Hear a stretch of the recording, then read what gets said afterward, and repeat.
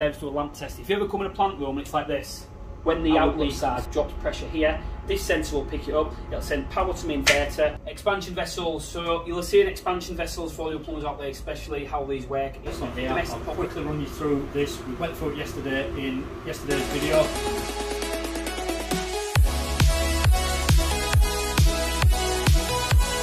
Right then team, I'll say it again.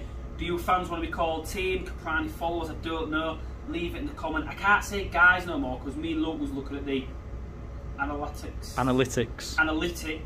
and we have 99.1% male watching this channel and 0.09% female. So it isn't just guys no more, you know. And as I'll say again, brand everything. I'm going to get straight onto this, but leave in a comment what your followers want to be called. I don't know what you can really say. The capos. Now then, capos. No, that's horrible. Yeah, that sounds a bit right. That's weird. You let me know what you want. We're going to go through this section of a commercial plant room that we do maintain and look after. We've got the low loss header here, we've got pump sets, DP switches, pressure gauges, press fill unit, expansions, freeway mixing valves, balancing valves, you name it, we maintain it. You've got a problem, ring us. So I'm going to bring you in now, we'll start breaking down the little areas, what it is. So especially for you domestic engineers, because a lot of you commercial guys that watch this channel, even out of the UK, I presume, I suppose, this will be the same kind of setup like other parts of the world, won't it? Like commercially, when I've looked at like American plant rooms, stuff like that. They look similar. I know a lot of them, like they've got furnace in the basement, it's called furnace with the cylinder, so yeah, I think they're a little bit more overkill, but we'll bring you in closer and show you some of the bits. We'll give you a quick little run through now. So what you'll see guys behind me is I've got two Evo RDL Amaxes. Are they 6 or 8 kilowatt? They're 80s. 80 kilowatts, so these are combined together with 2 shunt pumps underneath the unit. So combined together, you do all the maths, 8 plus 8 plus 0, 160 kilowatt worth of power, which gets sent around this low loss header. So my flow comes up, it literally comes back down the shunt, back to the return. This is constantly cycling up to temperature when it's in demand during the winter months. In the summer, it gets shut down on the BMS controls, which I think that means building maintenance service. I don't know, but we'll find out for you. So, and as what happens, like I say, this will constantly be up to 80 degrees, which the building requires. What happens is, as the building comes on and certain areas come on, so in this area we've got underfloor heating as well as radiators, these pumps will kick in. So it's a bit like a pump plant basically. As the demand, a pump will click in. Now on the radiator system, what we've got here, on this one should I say, sorry, this obviously is at a variable temperature, so we'll just go a little bit over VT and CT circuits over the next bit of the plant room, but this is a variable temperature because it can range from minimum temperature up to 80 degrees. With our pump sets which basically draw off. There is a freeway blending valve here, so I'll bring you in here, look. This freeway blending valve here is a Belimo LR2 4ASR, and the way this works is it drags my flow off as this pump kicks in. It drags the flow off and sends it around the underfloor heating system. As the underfloor heating system starts to reach temperature, it needs to reduce the temperature down basically. So if it's reaching the 50 degree mark or temperature in the room, it doesn't want to switch up completely, it wants to keep ticking over. What will happen is there's a T-piece here, it will T directly to the return, so it'll blend the water down. So again, pretty simple bit of kit. So what we'll do now, we'll take you to one of the pump sets and then move to a DP. So now we are at our Grundfos Magna twin head pump set. Now quick little question for you guys. Why do you think we have a twin head pump set on the commercial premises? I'm going to ask Luke this question. Why don't I just put one head there? If one fails, you've got a backup. Exactly. And on the BMS system, what we tend to find is, in the olden days, what people used to come and do is on old manual boards, switch from pump 1 to pump 2 monthly to keep the propellers not seizing up, and so they've got constant backup. On the BMS now, what you'll find is monthly, they will automatically change as they need to, like I say. So these ones are the Grundfos Magnas. So these are the older version. You'll see now there's the Magna 1s, 2s and stuff out. Again, these are working fine, don't need changing. We'll give them a service. What we do is we just like to whip the heads out, switch the pumps on, make sure they're spinning, give them a bit of clean up as best as we can with some wipes, because again it's always presentations, everything. So for you domestic guys out here, so you understand, in your combination boilers, low-key, what do we have that, if the pump's running, how do we prove a pump's running domestic boiler? Pump flow switch. Yeah, I don't know, like your newer boilers, I'll admit, I mean your newer boilers will have like a signal that'll go back to the board. Just goes back to the board now. But obviously a lot of like your combination boilers, it's still something like your, the one is it the name? The Baxi 105HE has got a pump flow switch in on the diaphragm. Yeah, little diaphragm, little pin goes up. So these work on the same kind of thing. What we have on here is we have two 8mm copper pipes, and they come to what we call a DP switch. And a DP switch is actually a differential pressure. So we have our negative and our positive pressure. And what happens is the BMS controls on this building can be detected from anywhere on a laptop to prove that the system is working. This just proves it's a signal wire that my pump is working, and if it wasn't working, the diaphragm wouldn't lift in there. It'd send a signal to the panel, send a signal to the computers, the people that maintain the BMS, and then no, there's a fault in this plant room, we need to go and attend. That's why it's not working. So as technical as it looks, it is pretty simple. Like I say, in your commercial plant rooms, everything needs local isolation. So when you're working on it, you can shut parts down and still leave the system working. Not like a combination boiler or boilers in domestic properties. The fuel spare shuts the full thing down. In certain building criteria, we have to have certain parts of the building working, so we have to have safe isolation for every single point. So even these pumps here, we have separate isolations for pump 1, pump 2, pump 1, pump 2. So I could in theory work on this head and have this head still working. This is work safe. So that's pretty much a run for the low loss header and some of the main controls. You'll see little bits here. We've got just stats there, our gauges, so that's just a pressure gauge. Temperature gauges here. Now again, the time of year it's not going to be on, so these again when they get spec'd usually are on the system. And these ones here as well, these ones go to a Trend BMS system. What they do is they are go back to the BMS control system on the computer, so they can check temperatures, building parameters and everything like that. So that's that little bit done. We'll have a look. Good thing about working in plant rooms is these panels are our BMS control panels. So again, this has got a setup here where we can go on the controls and test it. I'll admit I don't get involved with that side. Our electrician on site deal with that. But when you come in here, you can see there's a couple of little things going on now. I will look at this, but it's looking like it's things like extract fans and stuff like that. But telltale sign we're doing a service to a lamp test. If you ever come in a plant room and it's like this, I would be concerned. But we do a lamp test to prove all the lamps are working.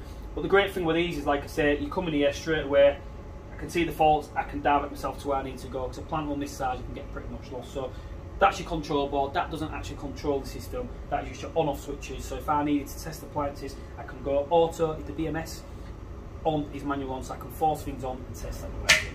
Expansion vessels. So you'll see in expansion vessels for your plumbers out there, especially how these work. A domestic property is a lot smaller. Again, this has been spec for the size of the system and what is required. These work just on the basis that it's a metal shell. It has a balloon inside. The balloon inside fills water, and the metal shell has an air charge, which we charge from here and check on the service, like I said. But what you tend to find with these is they can lose charge over time, so then PRVs will start leaking. So these do need checking at regular intervals. This expansion is teed in to the return, the coolest part of the system, there into the boilers for safety parameters. And what we have here is a bit of an older style one, but this is what we call a press fill unit. Now, these boilers haven't got. No, they haven't. They've got a pressure switch in them. So these boilers have got a pressure switch in. A system this size can carry God knows how many litres of water in it. But if there was a slight leak somewhere on the system, what would happen is the boilers would be constantly locking out. Can't have that with a system like this, it's detrimental. The system has to top itself up manually. So this is set up at 0.9 to 1 bar. It's a bit, the display is not the best, I'll admit. It's a real simple procedure. We've literally just got a float valve in here which fills up. So as this pump kicks in, this sensor off my pressure sensor here that the system needs topping up automatically. What happens is that will fill up, allow water to be pulled in and fill the system. So it is a simple procedure, like I said. Again, whenever you're fitting your commercial systems, this is not a means of filling your system. This is a maintenance to keep your system topped up with pressure. Really easy, simple bit of kit. You'll see the newer press fills nowadays are literally by about that big because they hold such a small float tank, but they're there to accommodate the expansion of hot water, because sometimes as a big system can contract, it can reduce pressure as well. But again, that's pretty much the system explained, and when you think of it, looking at it, obviously how old you'll be was now, Luke? Just over a year. And when Luke come on board to the company, obviously he had no commercial experience, but he's quite fully fledged. He's not got his commercial ticket yet, but he will be getting this year. But he kind of understands it now, because when we discussed it before, like you'll say it as well, look, it's just a boiler broke down to pieces. Yeah, that's all it is. It's pretty simple, you know, pressure switch there and stuff. It's just all separate, but it needs to be sort of maintained. So this part of the plant room, we have cold water storage tank, which get cleaned out regularly, and everything else. And what the cold water storage tank is, because the building is so big, the actual incoming main to the property is not big enough to suffice for the amount of showers, amount of outlets that we need, and we have unvented cylinders running off this as well. So this unit basically holds, I believe it's 2,840 litres of water is stored in this, and you'll see down there it feeds the booster pumps, and the booster pumps feed the rest of the building. So it's been designed for the flow rate required for the building, and this just works the same as a toilet system, or for the domestic guys out there, assistance tanks that have a loft like say like your standard household tank. So again, pretty simple. I'll show you the size of the float. It is a copper float here. So you can see here the copper float on the chain, so it doesn't drop totally and disappear, but that is all copper. So again, it's pretty simple. Big, I mean, you can see in comparison to the hand there how big it is. So again, simple setup. I can't really go wrong. For you domestic guys, to break it down and make it easy for you, think of fitting a shower pump on a domestic installation. This is the same thing, just on a bigger scale. We have our cold feed out of our tank comes in. Now this here, Gemflex, it's not a Gemflex, but it acts like a Gemflex. It's a shock arrestor. So it's rubber hose with a steel outer side. So again, that absorbs any shock when these pumps do kick into demand. It gets obviously forced in through the pump, propeller spins it, and then it comes out, then goes through, back out, and we're working here at 2.5 bar worth of pressure that these work on. And again, these pumps just work on a signal. We'll have pressure switches here, and what the pressure switches do is, because above here there's a check valve inside the pump, so the pressure cannot physically drop below 2.5 bar here. When the outlet side drops pressure here, this sensor will pick it up, it'll send power to my inverter, tell your pump to come on, and these pumps work alternate. Again, they'll switch automatically on and again. Expansion vessels on there, a lot of it's to absorb obviously pressure in the system and shock as well. And the same there, and we just literally come out and then we feed the full building. So it is a pretty simple setup. It just looks a little bit more daunting and bigger, but again, if you take a step back and just take it all in, it ain't that. Right, so I'll get to the side of the air plant room now. I'm going to get Luke to give us a quick run through now of the commercial gas test and what we do and how we go about it. Right, so we've just done our commercial test on here. I'll quickly run you through this. We went through it yesterday in yesterday's video. Leave a link up there somewhere if Nathan remembers how to. So this is our ECV. So we've got our mains in here, sleeved, bonded, we're sealed, so we are absolutely sound there. Then we come into our solenoid valve. Now this works on, if there is a fire alarm goes off, this will shut that off. But also we have our gas emergency stop button here. So if we press that, that is going to shut down and kills all the gas this way upwards. The only bit that's live is down here. Our test has passed absolutely fine. One thing we're picking up and noting on this is, if you can't see, it's labelled, but it's not been painted, and it should be yellow, the colour. They're just going to tell you because I forgot them. Orca. Orca. I messed up yesterday and I was expecting a comment. Someone's got it shouldn't be like, it's Orca. It's not yellow, it's Orca.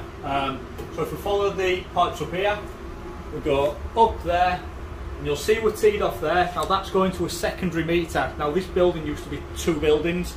This part that we're in at the moment is the extension, and we come down, localised, we've got our secondary ECV there, so we can shut that and we could work on the meter if we needed to. We've got a diaphragm meter. Now yesterday we had a rotary meter. This meter holds 0.062 metres cubed worth of gas. Now that is what we use to basically work out our calculations for our test. Now your standard domestic test is your 112. Your commercial test at a minimum is a 262. Now this has been calculated, we've calculated this actually comes in at a 262, but to calculate it, basically you've got your volume of gas in your meter, and then you're walking and estimating how much the length of pipe you've got and the diameter of pipe. Now once you've got that total, and once you've figured that out with your calculations in your book, there's our secondary meter there with another solenoid there, which is shut off there for that one. And once you've worked that out, you've got your amount of gas that you've got in your pipes and your gas meter.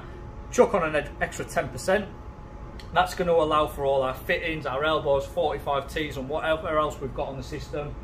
Work that out on your chart, and then that'll give you the test that you need to do on your commercial thing. So that is pretty much it for your gas in these ones. So our next part of the plant room is hot water. Now hot water demand is very high in buildings like this. It isn't the case just slinging a combi in 24 kilowatt, 30 kilowatt. We have to take into consideration the amount of use at any one time. We could potentially have 4 showers running at one time, and the regeneration of hot water has to be pretty much instantaneously. So this unit here, there's 2 of them linked together, but I'm just going to show you the one, is a Lochner EcoShield 80 kilowatt boiler.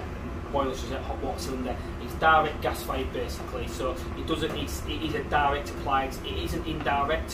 What's an indirect cylinder, Luke? What? An indirect cylinder is fed from an indirect source. So like with the coiling, this is a direct source. It's got gas that goes into it, like I say. So, and you're going to say something? Me? Yeah. No. So, give a quick little run through how this works. Again, the regeneration on these and the heat up time is massive. It stores 446 litres of hot water, as well as a second return system going on in the building, and all the external 54mm pipework. You could have it anywhere, maybe another 100 litres of hot water going on the building at one time. Again, when these systems are designed, they're designed to cope with what's installed. Any additions onto it would potentially cope, but it needs to take into consideration. So when we come into the boiler, it's pretty much simple.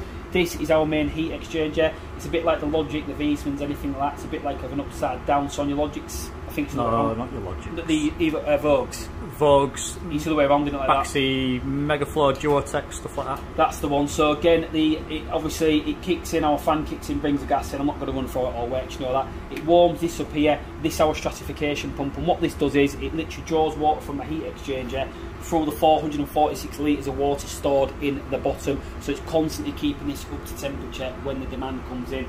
And it's really simple, like I say, when the hot water is in demand anywhere, someone will open the tap and the water will be drawn off. This will sense temperature decreases kicked in and will automatically top itself back up. So this pump here is not the second return, just stratification, just to push the water on the unit. Pull you on this side here.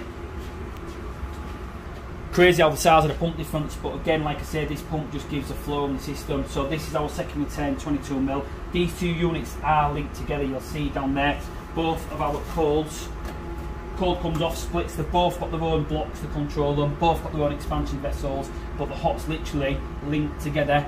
Go feed the full system, and the second returns come back down because we've linked these units together to make it a 160 kilowatt again of hot water. But again, criteria, and it's critical in buildings like this that the hot water generates quick enough, because if we have X amount of people using showers, hot water at once, it runs out, it's no good. It has to be high demand, ready for it all the time. I'm small, I'm really small, but I'm not bothered. Remember the cameras here, so look to the little dot here. Boom. Right, so that is signs out. I hope you enjoyed today's video of us running through a commercial plant room. Anything you want to say, Luke? Not really, no. Don't have a clue what commercial, but he's learning from the best. I'm learning. Matty's not your son, learning from the best, is he?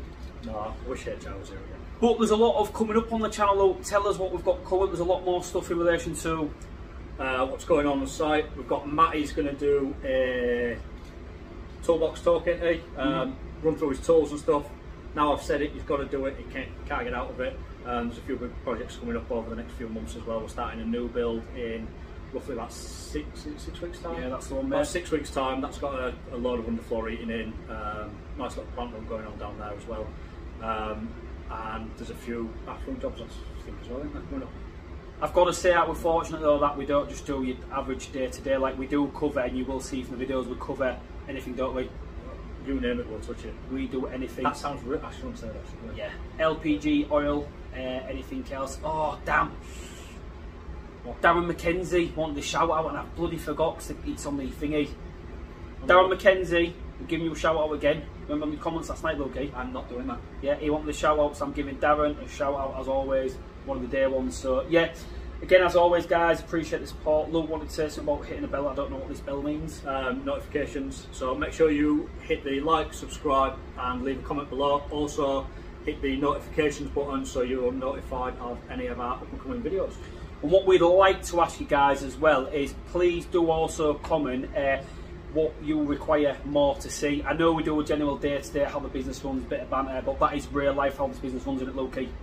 Yeah, it's like dealing with clowns daily. It's class. But if you do want to see anything particular, oil, LPG, gas, plumbing, you do it. I know a few people have asked about tool bag tours, so George has got one coming up soon. Going to get George, Matt to do one. Look, you're going to do one as well, aren't you? Yeah, I'll do one when I sort the new van out and whatnot.